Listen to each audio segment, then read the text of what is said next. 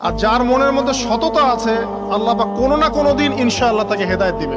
মনের বিষয়টা আল্লাহ ছাড়া কেউ জানে না। আপনি দেখতে পারেন সমাজে অনেকে দাড়ি, টুপি, পাগড়ি, জুব্বা সব লাগিয়ে ঘুরছে। তো বিশ্বাস করেন তাদের মনটা এমনও হতে পারে যে জানোয়ারের চেয়েও কুৎসিত, এমনও হতে পারে। আবার আপনি দেখবেন সমাজে এমন অনেক মানুষ ঘুরছে যারা হয়তো অনেক পাপে লিপ্ত মনে হচ্ছে, মনের মধ্যে সততা আছে। এমন অনেক মানুষকে আমরা দেখেছি যে ড্রাগ অ্যাডিক্টেড ছিল, মিউজিক করেছে, হারাম সম্পর্কের মধ্যে ছিল, নামাজ ঠিক মতো পড়ে নাই, কিন্তু যখনই আল্লাহর কথা আলোচনা হতো দেখতাম সে খুবই শান্তভাবে মন থেকে কথা শুনছে। কথা শুনতে শুনতে শুনতে একদিন মাশাআল্লাহ এখন দেখবেন যে চিল্লা দিয়ে বেড়াচ্ছে বিভিন্ন মসজিদে। অচত নামাজ পড়েই ভেবে বসবেন না যে অনেক কিছু করে ফেলছে।